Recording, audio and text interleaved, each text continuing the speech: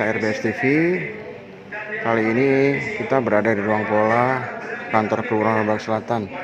Nah, kita saksikan ada Zoom meeting yaitu tentang pencanangan Hari Ulang Tahun Kota Jakarta yang ke-494.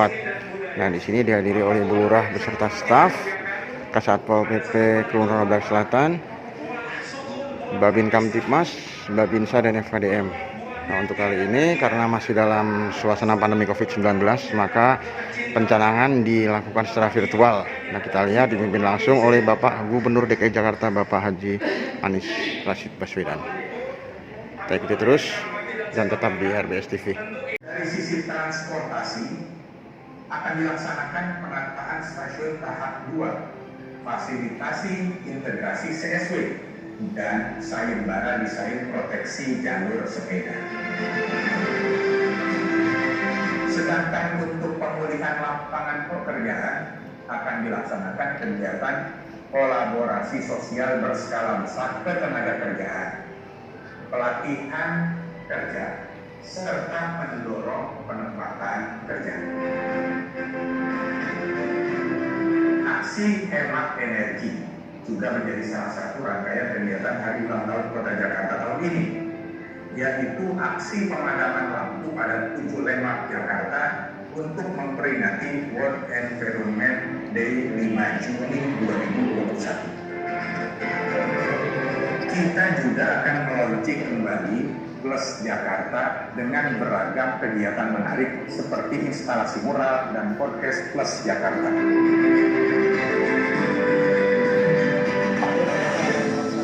Untuk itu, mari kita sambut ulang tahun ke-494 Kota Jakarta pada tanggal 22 Juni 2021 dengan harapan kehidupan Jakarta yang lebih baik dan Jakarta bangkit.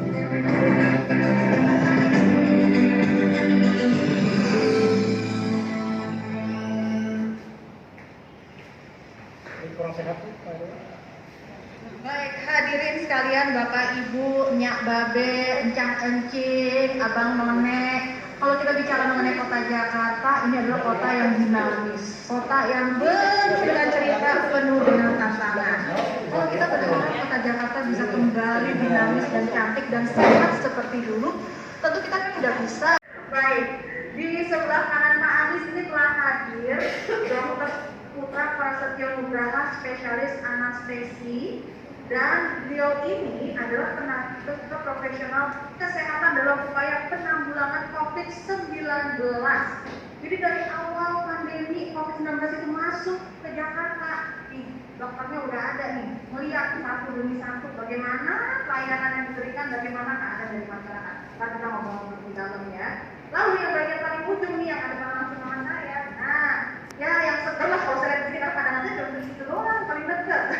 Ini sudah hadir Bang Rifki Widianto. Nah, Bang Rifki ini akan mewakili pandangan dari para generasi milenial Kota Jakarta melalui foto-foto yang sudah Bang Rifki abadikan dalam bukunya yang berjudul Jakarta Melawan Pandemi 2020. Mudah-mudahan udah berhenti di situ aja ya, 2020 aja. 2021 apa aja udah selesai kayaknya. Nah, yang paling cantik di antara kita semua di sini itu telah hadir Ibu Sinta. Baik, mohon maaf, saya harus mengikat lagi profilnya. Ibu Sinta Hamdani, beliau ini adalah CEO dari Sintesa Group, tapi beliau juga dikenal sebagai tokoh dalam hal ini kolaborator sosial berskala besar. Nah, seperti apa sih? Nanti kan kita akan ngobrol-ngobrol di dalam mengenai hal tersebut. Namun sebelumnya saya ingin ke Pak Gubernur dulu nih, ke Pak Anies. Pak, tahun lalu 2020 HUT Kota Jakarta mengambil tema Jakarta Tangguh. Nah, 2021 temanya Jakarta Bangkit. Kenapa Jakarta Bangkit yang dipilih? Iya, makasih Anya. Jadi memang gini, pada tahun lalu kita dalam masa ujian yang relatif tantangannya baru. Jakarta pernah mengalami berbagai bencana, tapi wabah seperti kemarin ya baru sekarang.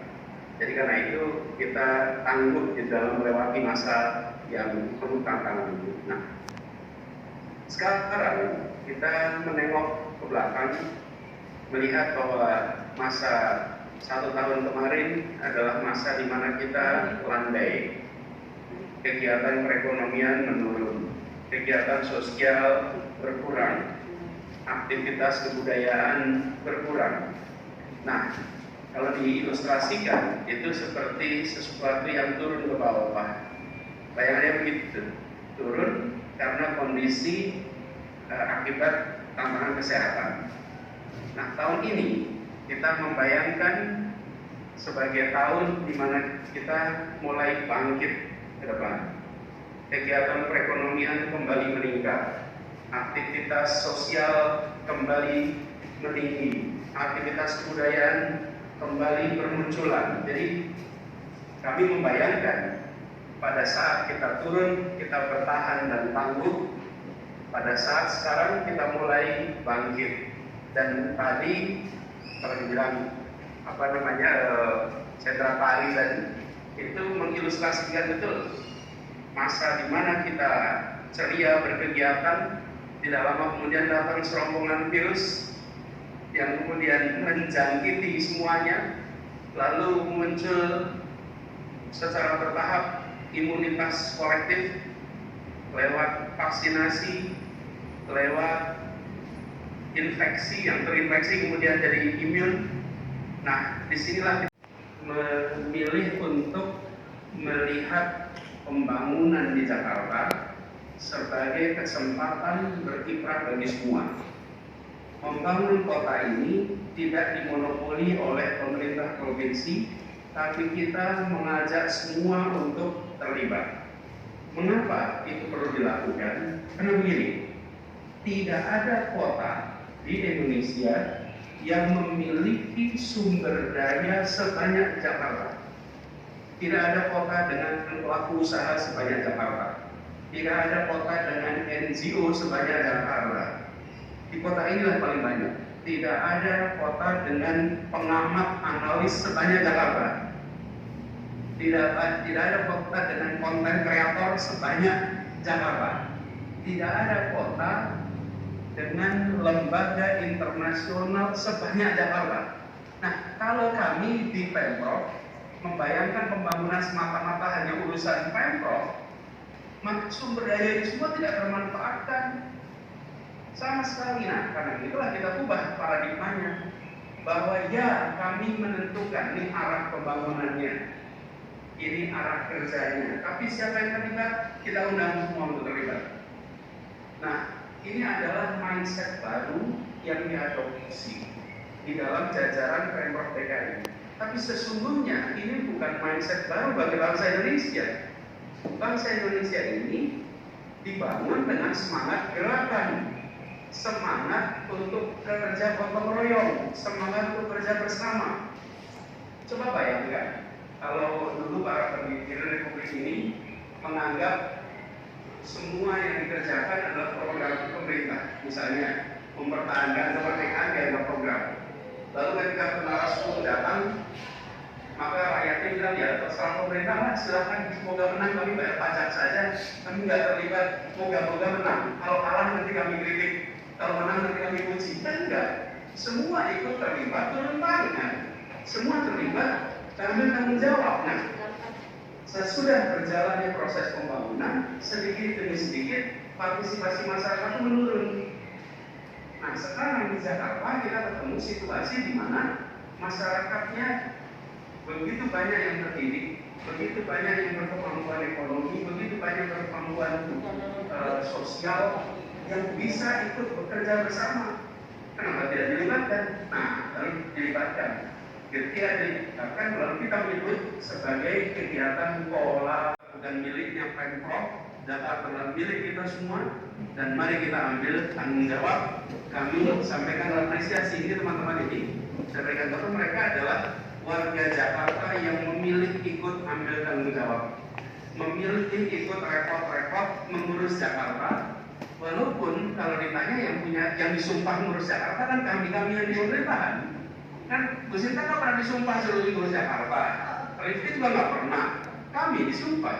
tapi teman-teman ini memilih untuk ikut membangun. Nah, itulah sebabnya kita sekarang sebut Jakarta sebagai kota kolaborasi, dan harapannya semua sumber daya yang ada di kota ini bisa digunakan untuk memajukan kota. Mungkin kami salah satu elemen masyarakat di Jakarta, warga Jakarta yang juga lahir dan hidup di Jakarta, tentu saja dari pelaku usaha melihat pembangunan Jakarta seperti yang disampaikan oleh Pak Gubernur tadi memang perlu hubungan semua pihak.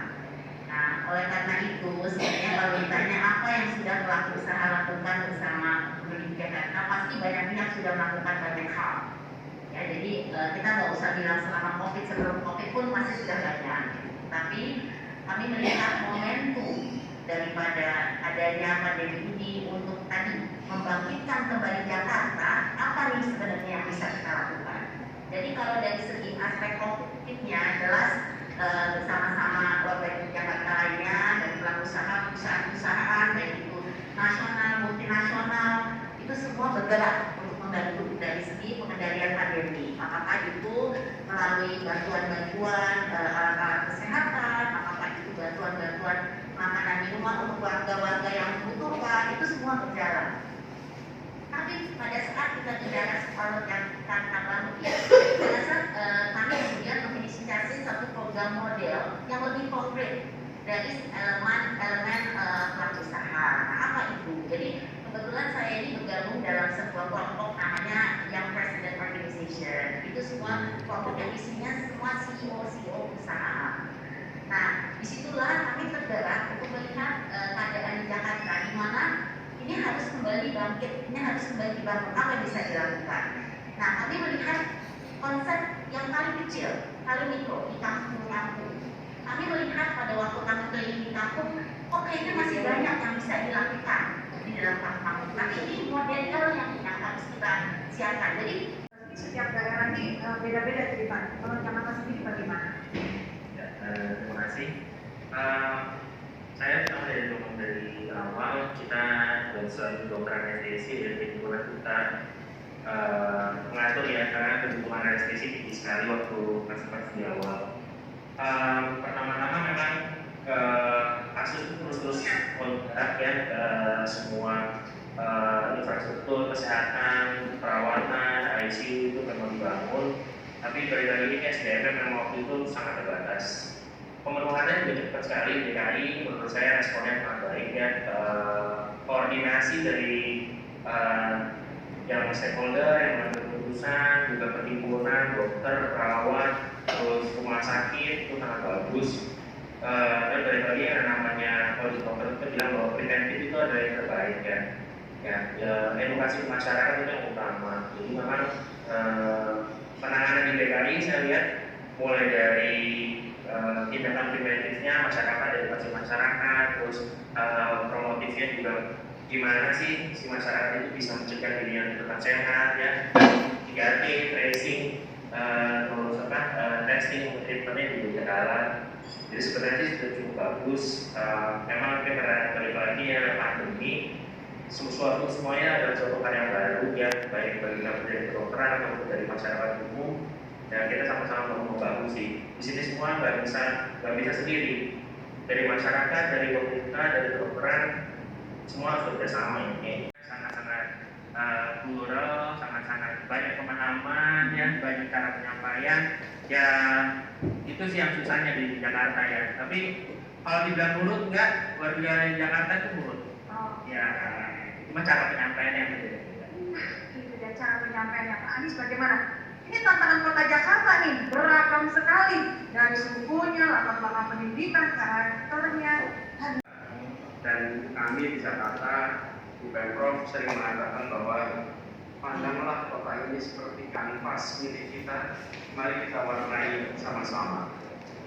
Bahwa yang Anda miliki, pengalaman, pengetahuan, apapun untuk kontribusi sama-sama untuk Jakarta. Sudah disampaikan oleh Bu Sinta barusan.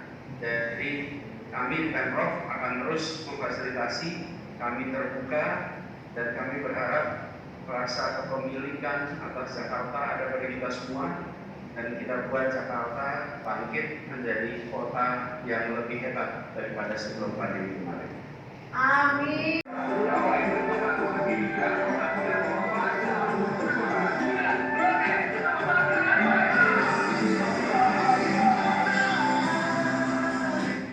Baik, langsung saja kita bergabung dengan wali kota Asuhan. Adalah Jakarta bangkit. Kita ingin agar kota kita lebih kuat, kota kita lebih tangguh, dan bisa lebih hebat daripada kondisi sebelum pandemi. Dengan mengucap Bismillahirrahmanirrahim, maka rangkaian peringatan Hari Ulang Tahun Kota Jakarta secara resmi dicanangkan. Terima kasih.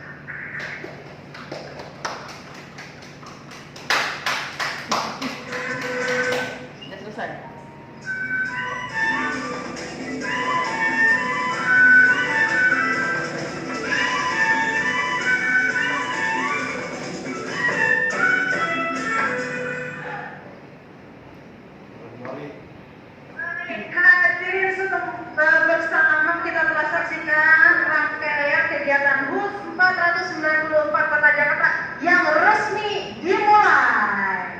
Dan mari kita rayakan Hari Ulang Tahun Kota Jakarta tetap dalam damai sebagai penutup. Karena dari tadi pada ngasih pantun, saya juga mau ngasih pantun.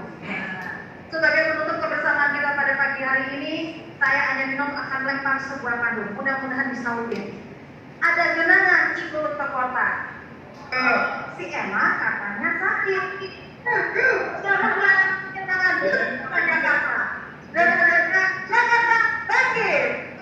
Wassalamualaikum warahmatullahi wabarakatuh.